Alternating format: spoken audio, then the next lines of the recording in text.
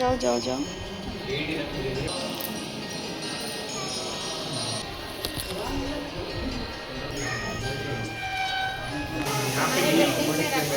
Hello everyone, I am Atri. Welcome back to my channel everyday echoes Atri. আজকে আমরা এসেছি কনকপুরার ISKCON মন্দিরে, যেটা বৈকুণ্ঠ হিলে রয়েছে। আর এখানে এসেছি, এখানে দেখবো। এখান থেকে পেছন দিক থেকে চূড়াটা দেখা যাচ্ছে, এপাশে পার্কিং এরিয়া সমস্ত কিছু রয়েছে। আর দেখে নেবো ভেতরে কতটা ক্যামেরা হচ্ছে কিছু অ্যালাউ করবে কি না, সেটা আমরা জানি না। তবে এখান থেকে চূড়াটা দেখতে খুব সুন্দর লাগছে। চলুন আজকে আপনাদেরকে নিয়ে যাব বেঙ্গালুরুর বসন্তপুরার বৈকুণ্ঠ হিলে অবস্থিত রাজাধিরাজ গোবিন্দা টেম্পল, মানে ইস্কন টেম্পল। ইস্কন টেম্পল মানেই শ্রীকৃষ্ণ রাধারানী তো থাকবেনই।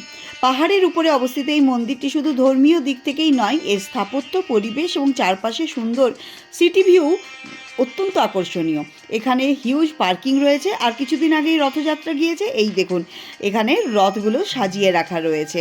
তার মানে জগন্নাথ দেব, বলরাম এবং সুভদ্রার সাথেও হচ্ছে আমাদের দেখা হবে। মন্দিরে এসে যেটুকু তথ্য পেয়েছি সেইটুকু তথ্য শেয়ার করছি আপনাদের সাথে। 14ই জুন 2022 সাল ভারতের তৎকালীন রাষ্ট্রপতি শ্রী রামনাথ কোবিন্দের উপস্থিতিতে এই মন্দিরে লোক অর্পণা সেরেমনি অনুষ্ঠিত হয়। মন্দিরটি গড়ে তোলার পেছনে রয়েছে ইস্কনের প্রতিষ্ঠাতা শ্রীল প্রভুপাদের একটি স্বপ্ন। তিনি বেঙ্গালুরুতে একটি গ্র্যান্ড টেম্পল তৈরি করতে চেয়েছিলেন। তার 125তম জন্মবার্ষিকী উপলক্ষে এই রাজাধিরাজ গোবিন্দা টেম্পলকে তার প্রতি একটি শ্রদ্ধার্ঘ্য হিসেবে দেখা হয়। এই মন্দিরে কোন ধরনের জামাকাপড় পরিধান করে এলে দর্শন করতে পারবেন তার একটা বিবরণ দেওয়া আছে, এটা নোটিশ করবেন আপনারা। আর এপাশে রয়েছে জুতো রাখার একটা খুব সুন্দর ব্যবস্থা। এখান থেকে কুপন কেটে নিতে হবে, পার পেয়ার হিসেবে 5 টাকা। আর এখানে রয়েছে বস্তার কিছু ব্যাগ, আর ওখানে রেখে দেওয়ার পর এখানে হাত ধোয়ারও ব্যবস্থা রয়েছে। এইখান থেকে আপনাকে খালি পায়ে দর্শনের জন্য এগিয়ে যেতে হবে। মন্দিরটির স্থাপত্য সত্যি কিন্তু চোখে পড়ার মতো। ঐতিহ্যবাহী স্টোন কার্ভ টেম্পল আর্কিটেকচার, আর এর সঙ্গে এখানে দক্ষিণ ভারতের বিখ্যাত তিরুমালা মন্দিরের স্থাপত্য শৈলীর একটা সুন্দর মিল রয়েছে। মন্দিরের ভিতরে থাকা শ্রী রাজাধিরাজ গোবিন্দের বিগ্রহ এবং লর্ড ভেঙ্কটেশ্বরার আদলে এটা তৈরি করা হয়েছে। তাই প্রথমবার দর্শন করতেই একটা আলাদা ডিভাইন ফিল করেছিলাম আমরা প্রত্যেকেই। মেঘটা দেখুন, পাহাড়ের ওপরে মন্দিরটা রয়েছে, তাই আমরা অনেকখানি ওপরে রয়েছি। বৃষ্টি আসছে, আর বৃষ্টি এপাশে বলতে বলতে চলেও এসেছে। চারিদিকে সিটি ভিউটা একবার দেখুন, পুরো মিস্টে ভরে গিয়েছিল। মনে হচ্ছিল আমরা কোনো হিল স্টেশনে বোধহয় বেড়াতে এসেছি। মন্দিরে প্রবেশ করার সাথে সাথেই এই স্তম্ভটা আমরা দেখতে পেলাম, এবং পরিবেশটাও ছিল অসাধারণ। ক্যামেরা এখানে অ্যালাউড নেই, আপনাদের জন্য যতটুকু সম্ভব হয়েছে ততটুকুই আমি এখানে শেয়ার করলাম। পরে ক্যামেরাটাকে আমাকে বন্ধ করে দিতে বলা হয়েছিল, তাই আর আমি বেশিটা ক্যাপচার করতে পারিনি। শহরের ব্যস্ততা যেন পিছন ফেলে এক শান্ত নিরিবিলি অ্যাটমসফিয়ারের মধ্যে চলে আসা যায় অনায়াসে। চারপাশে খুব সুন্দরভাবে মেনটেন এবং পর্যাপ্ত পার্কিংয়ের ব্যবস্থা রয়েছে। জুতো রাখার ফেসিলিটি সহ দর্শনার্থীদের জন্য বেশ কিছু প্রয়োজনীয় সুবিধাও কিন্তু এই মন্দিরে রয়েছে। এই মন্দিরের আরেকটি বিশেষ দিক হলো অন্নদানাম ও স্কুল মিল সার্ভিস। মন্দিরের বড় কিচেনে খাবার প্রস্তুত করা হয় এবং বিভিন্ন সরকারি স্কুলে শিশুদের জন্য খাবার পাঠানো হয়। শিশুদের জন্য বিনামূল্যে খাবার দেওয়ার এই উদ্যোগ সত্যিই প্রশংসনীয়। আমাদের সংস্কৃতিতে বলা হয় অন্নদান মহাদান, আর সেই ভাবনাকে বাস্তবে রূপ দেওয়ার এই প্রচেষ্টা অত্যন্ত সুন্দর। এটা যশবন্তপুরের মন্দিরেও দেওয়া হয়, সেখানে আমরা কিছু ডোনেটও করি প্রতি বছর। সেখানের নাম হচ্ছে অক্ষয় পাত্রা। মন্দিরের উচ্চতা থেকে বেঙ্গালুরুর চারপাশের ভিউটাও কিন্তু অসাধারণ। মন্দিরের ডিভাইন পরিবেশ আর বাইরের শহরের সুন্দর দৃশ্য দুটো একসঙ্গে এক্সপিরিয়েন্স করা যায়। ভিতরে লর্ড ভেঙ্কটেশ্বরা বিগ্রহে দর্শন করার পর কিছুক্ষণ আমরা শান্তভাবে বসেছিলাম।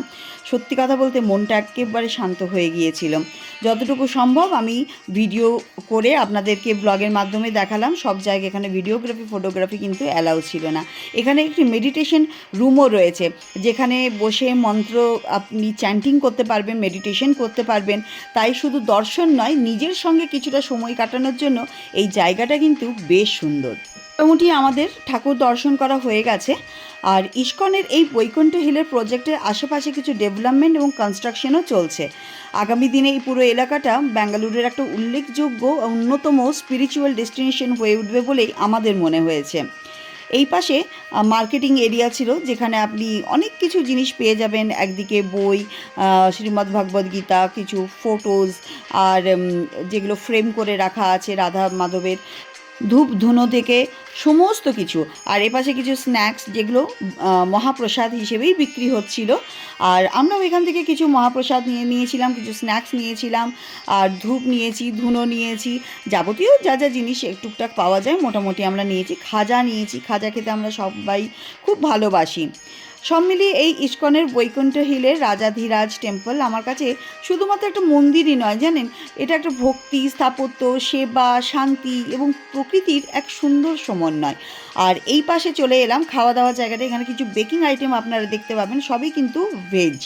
আর এইখানে সমোসা ছিল, ধোকলা ছিল, তারপরে জিলেপি থেকে শুরু করে মির্চি ভাজি, রসগোল্লা, কালোজাম, অনেক কিছু জিনিস ছিল, পান্তুয়া, আর অনিয়ন পকোড়া, ফ্রেঞ্চ ফ্রাইজ। বাচ্চারাও এখানে খুব এনজয় করবে। এখানে সব রকম খাবার দাবার পাওয়া যাচ্ছিল।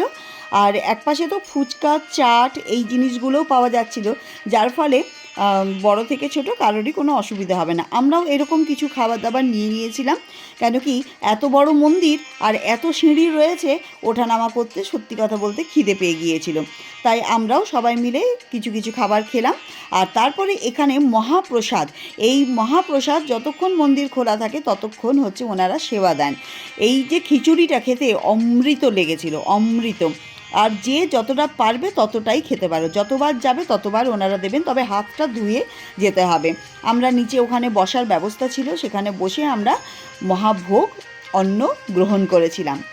খুব ভালো খেতে। মন্দিরের কিছু নিয়মাবলী আছে, সেগুলো আমি আমার ডেসক্রিপশন বক্সে সমস্ত কিছু ডিটেলসে দিয়ে দেবো। আপনারা অবশ্যই সেগুলো দেখে তারপরে মন্দির ভিজিট করবেন। মহাপ্রসাদ তো মহাপ্রসাদই হয়, খুব টেস্টি, খুব ভালো। বলো কেমন, বলো প্রসাদটা খেতে? দারুণ দারুণ।